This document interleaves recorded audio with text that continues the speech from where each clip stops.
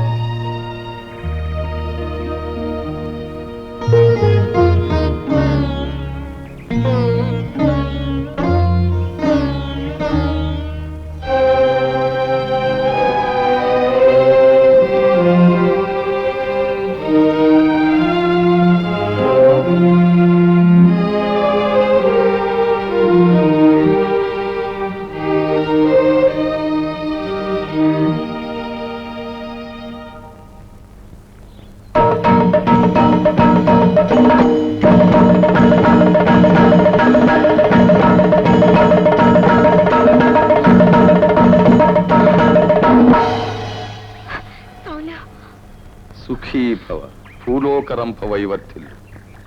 సౌలు ఈ బుద్ధి ప్రసాదం నాకు తెలుసు బాల.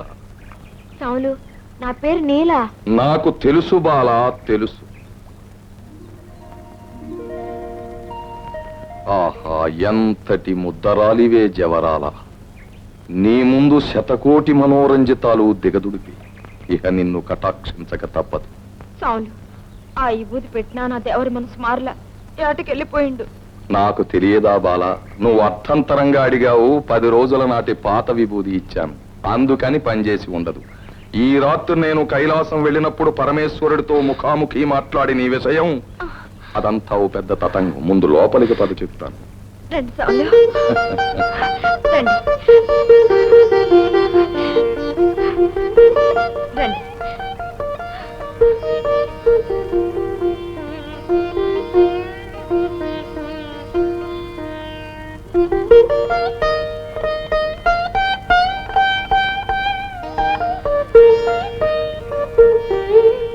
ఇటు చూడు బాల,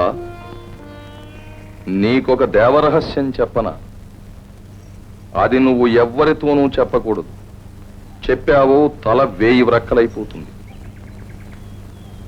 ఒట్టు వేయి.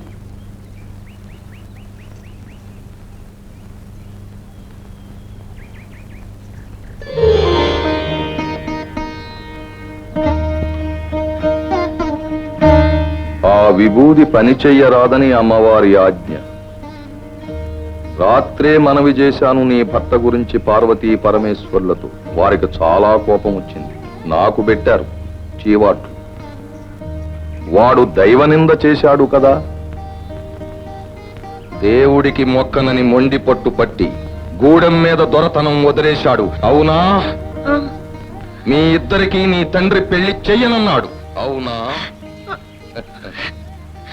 బెంబేలు పడకు బేల. వాడు అమ్మవారిని కాదన్న పాపాత్ముడు. రేపు కైలాసమే కాదు, ఈవేళ కోవెల్లో కూడా రాకూడదు. అట్టాగా అయితే మాకేటి దారి సౌలు? నువ్వేమీ భయపడకు బాల, వాణ్ణి నేను అనుగ్రహిస్తాను. నిన్ను నిత్యం కటాక్షిస్తాను. నీకు మంత్రోపదేశం చేస్తాను రా. నీకు స్వర్గం. నా మావకు లేని స్వర్గం నాకు అవసరం లేదు. నా మాట కాదన్నావా నరకం.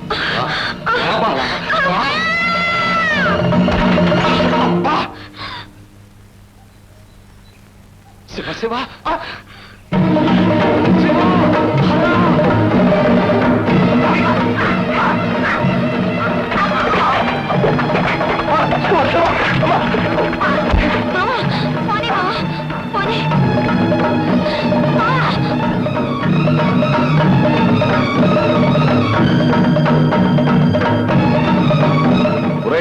ఎన్నడు నిన్ను భస్మం చేసి దానితో భైరవుడి పూజ చేస్తాను రా.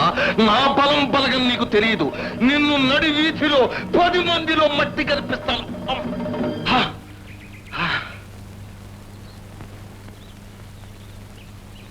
మర్చిపోయారు.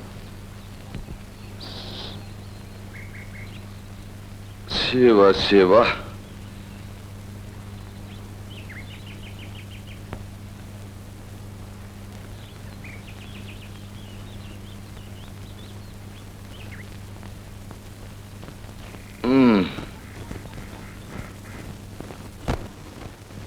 హరోం హరోం హర హర హర హర హరోం హరోం హర హర హర హర హరోం హరోం హర హర హర హర హరోం హరోం హర హర హర హర హరోం హరోం హర హర హర హర హరోం హరోం హర హర హర హర హరోం ఆపండ్రా.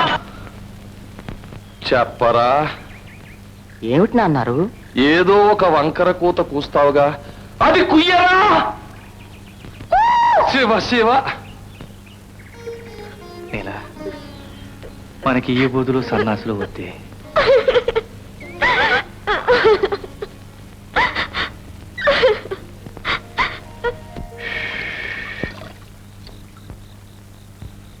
శివ శివ. విసరవే. హరహరా వేడిరా. దీనితో గాదే ఆ దిక్కుమాలిన విసన కర్ర తీసుకురా. ఏ పుణ్యము ఎరిగిన వారికి ఇవేనటయ్యా శిక్షలు. కాశీ. పొరపాటు. ఏ పాపము అనాలి గదు. మీ బాధ చూసి మాట తడపడింది. కోపాప. కోకోప. మళ్ళీ ఇదేం కొత్త కూతరా? తమకు తెలియదా?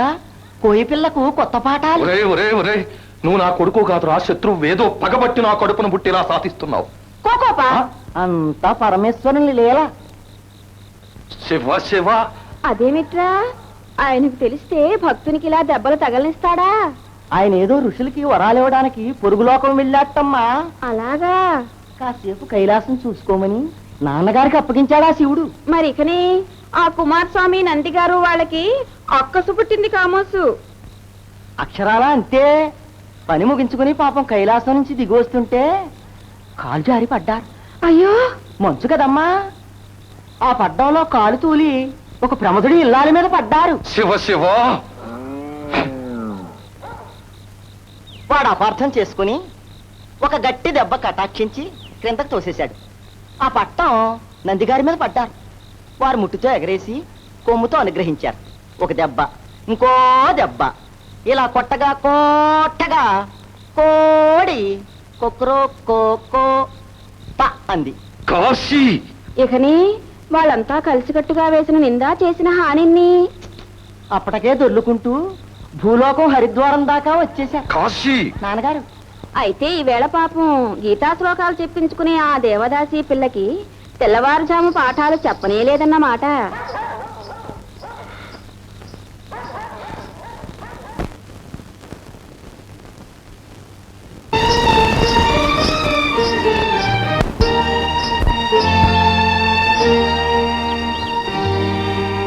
చూడు, ఇంత బాధలో కూడా ఆయన పరోపకారం మానరు. చూడా కార్యదీక్ష నేర్చుకో. కార్యదీక్ష కాదు, చట్టుబండ్లు కాదు, శృంగార పాఠాలమ్మా. కన్న తండ్రి అనకూడదు కానీ ఆ తైతక్రాడేదానిట్లో తెల్లవార్లు. నాసి, నీకు దేవరహస్యం చెప్పనా? మీ నాన్న చెప్పారు. ఆయనేమో సాక్షాత్తు ఆ శివుడి అవతారం కదూ, నేనేమో పార్వతీదేవి అంశమట. ఆ టక్కులాడి గంగాభవాని. మరి ఇకని అన్నీ తెలిసే అడుగుతావు.